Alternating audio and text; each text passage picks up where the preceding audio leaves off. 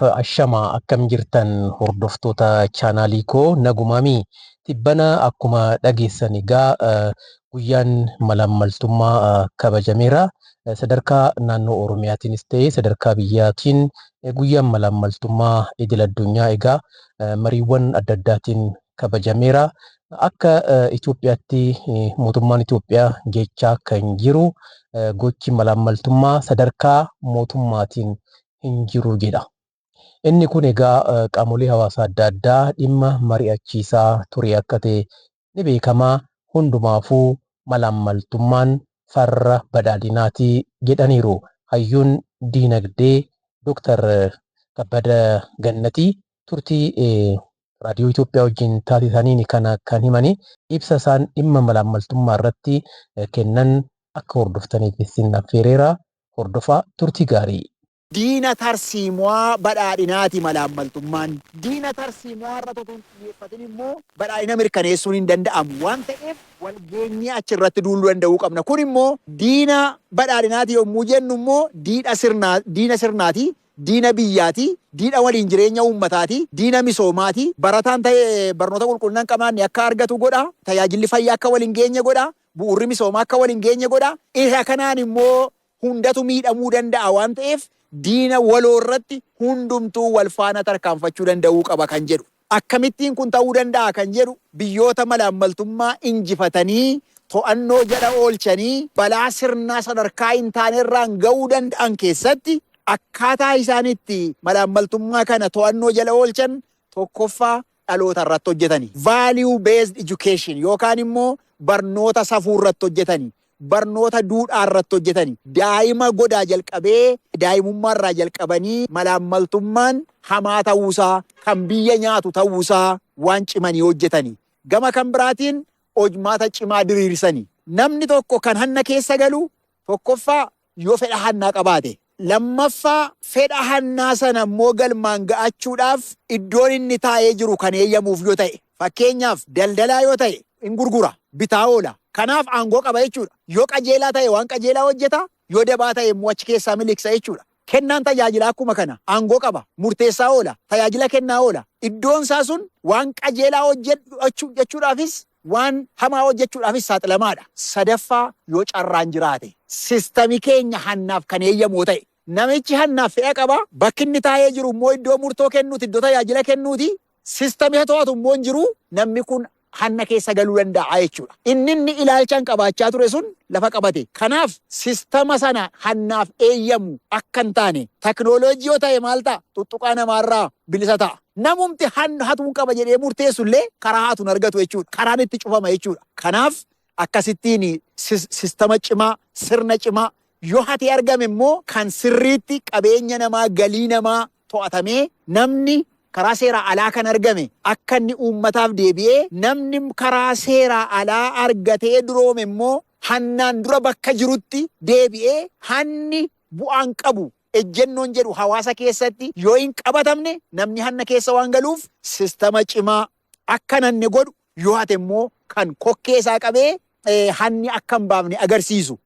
Teknooloojii gargaaramuun dabalata tajaajila iddoo tokkoo kan akka masoob jedhufaas hojii irra akka oolchanis kaasanii jiru. Mee waan kanaan wal qabatee hangam waan kana milkeessuu danda'a? Gaariidha. Amma teknooloojii maaliif hidhanna yoo jenne teknooloojii hojii akka nu ammayyeessuuf hidhanna. Hannas akka inni xiqqeessuuf kan hidhannu. Mootummaan kana gochuudhaaf gaafuma eegaluu dijitaal Itoophiyaa jedhee jalqabe.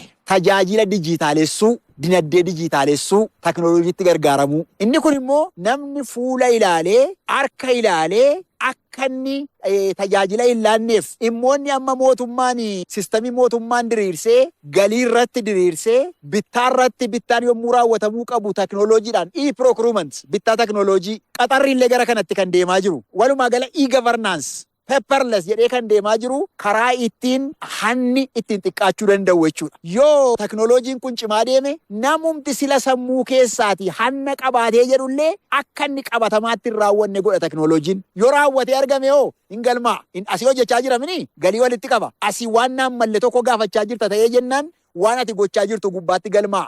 Eenyummaan keenya waraabamaa oola jechuudha. Kanaaf biyyoonni guddatanis kan ittiin kana maqsuu danda'an dhaloota hubachiisuudhaan teknooloojii hidhachuudhaan sistama diriirsuudhaan waan ta'eef dijitaalii Itoophiyaa jedhee sistamni amma mootummaan diriirsee hojjechaa jiru masoob jedhee tajaajila bakka tokkoo jechaa jiru kun bakki tuttuqaa baay'achaa akka deemu rakkoo nammaachaa deema. Kanaaf bakka tuttuqamu bakka tajaajila kennamu iddoo adda addaa balbala garaagaraa akka hin taaneef bakka tokkotti innumti immoo karaa iftoominaa akka qabu gochuudhaan teknooloojii hidhatanii innumti kun immoo bakka tokko duwwaatti akka ta'u hin taane haalli tajaajila kennaa jirru qaama odiit godhu jira jechuudha. Nu asii tajaajila laachaa jirra akka tajaajila laachaa jirru immoo qaama odiit godhu jira. Gabaasa eessarraa fudhata namarraa utuu hin taane teknooloojii irraa. Sababni isaa teknooloojiin fuula laalee maqu fuula laalee maqsu waan argaa jiru gabaasa isa kanarratti hundaa'ee immoo tarkaanfii fudhatamaa deema. Kun immoo itti gaafatamummaa mirkaneessuudhaan waan gargaaruuf namni waan isaaf malu waan hojjechuu malu akka hojjetu waan isaaf hin malle akka hin gaafanne uummati keenya boonee malee boo'ee tajaajila akka hin arganne kan godhu waan ta'eef kutannoo kanaan kan mootummaa itti adeemaa jiru jechuudha. Rakkoo malaammaltummaa wal qabatee jiru kana furuu keessatti tumsi hayyootaa tumsi hawaasa bal'aa akkasuma tumsi mootummaa fi dhaabbilee qooda fudhattootaa maal ta'uu qaba? Qooda fudhattoonni duraan dursaa ofii qulqulluu ta'uu murteessaadha. Hayyuun ani waa'ee malaammaltummaan hamaadha jedhee dubbadhu harki koo malaammaltummaa keessa jira ta'ee jennaan dubbachuu hamileen qabu. Eewna dhaga'a.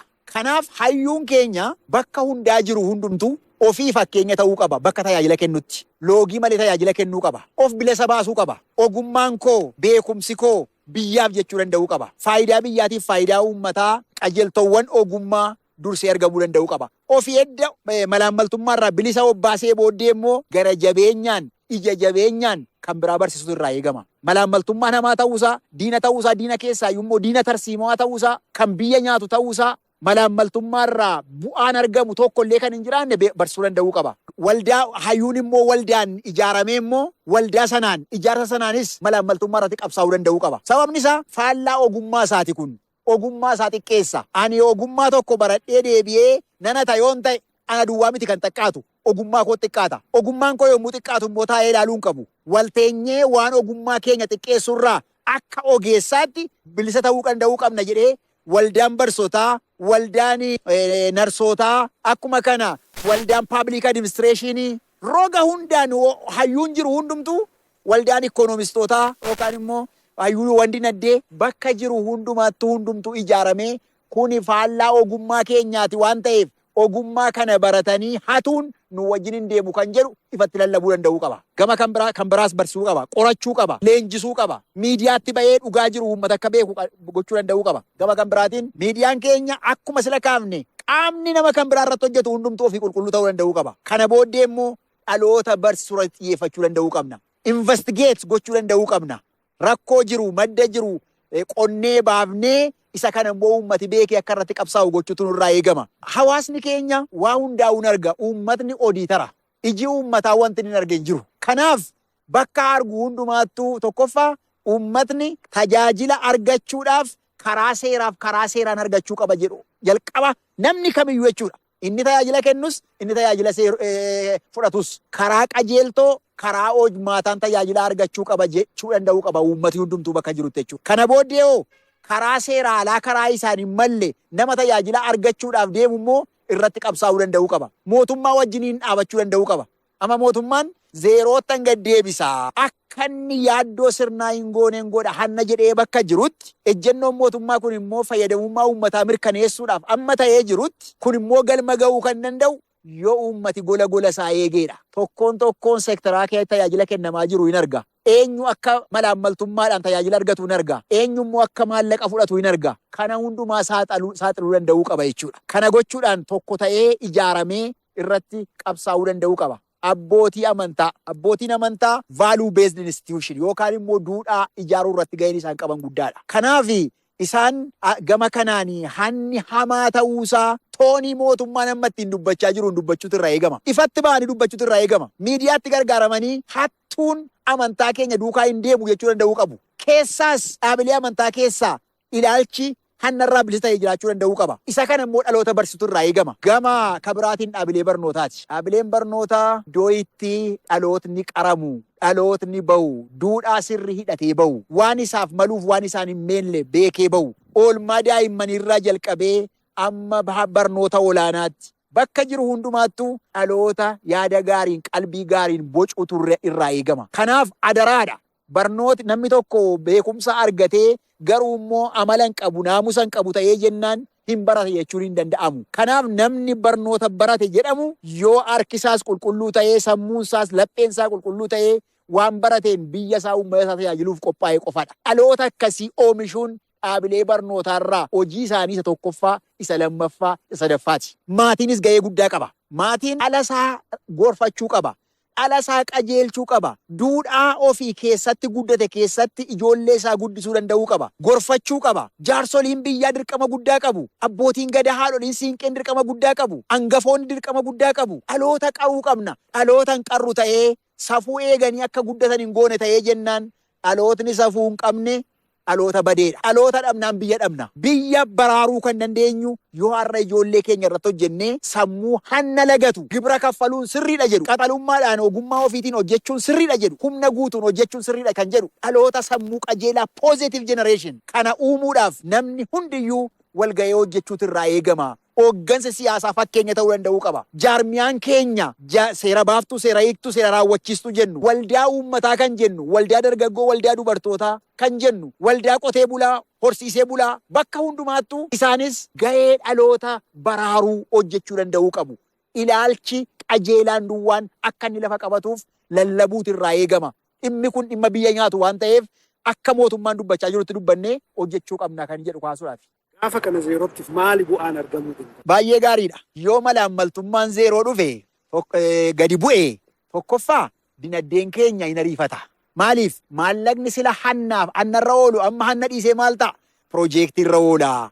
Kana gochuudhaan immoo misooma uummata fayyadurra oola. Tajaajila uummataa waliin ga'uutu argama. Kanaaf dinagdeen keenya hin ariifataa jechuudha. Gama kan biraatiin hawaasummaa. Hawaasummaa keessatti hawaasa gidduutti namni karaa isaan hin malleen tokko guddatee tokko immoo iyyee ta'ee taa'atu hin taane namni amma xaaree fayyadamuu danda'a. Amma xaaree dafqa isaatiin karaa seeraaf karaa seeraa hojjetee hiyyummaa keessaa ba'a. Uummata gidduutti wal shakkiin jiru hin bada. Dhaloota gaarii qabaanna. Dhalootni hanni nama baasa jedhee yaadu sana dhiiseetu hanni nama hin baasu.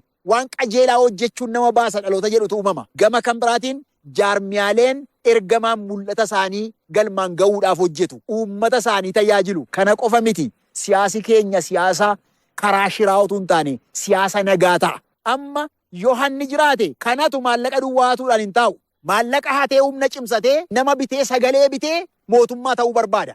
Jeequmsa uumee ayitaa siyaasaa argatee kan sila hatu caalaa hatuu barbaada. Kanaaf sila mana hojii tokko gurguree piroojeektii gurguree maallaqa walitti qabate amma immoo biyya gurguree nyaachuu barbaada. Kanaaf malaammaltummaan injifatame siyaasi keenya nagaa ta'a. Inni maallaqa walitti qabatee yoo nagaan argame hatuun hin danda'amu waan ta'eef jeequmsa uumuu hin danda'u. Biyyi nagaa taati. Yoo akkas taate dhagaamummaan keenya biyya alaatti hin cima. Baa'umuun keenya biyya alaatti hin cima. Faayidaa dinagdee qaba.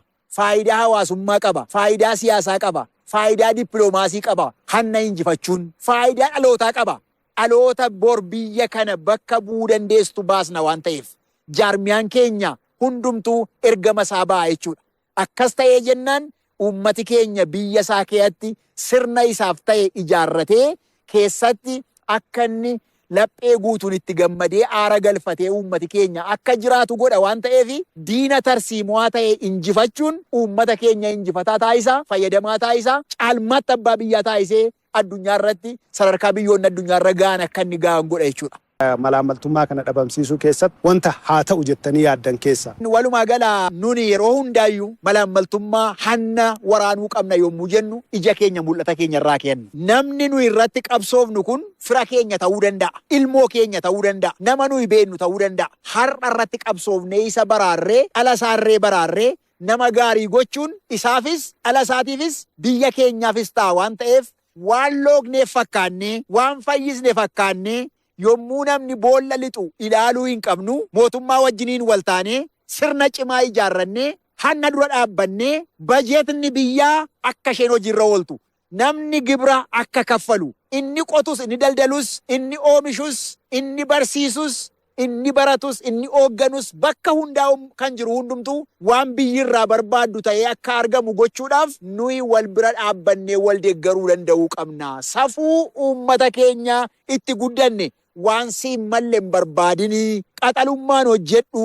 inatiin hin hamatinii, kan uummati keenya nuun jedhee nu gudde sana taanee argamuu danda'uu qabna kan jedhu dabarsuudhaaf.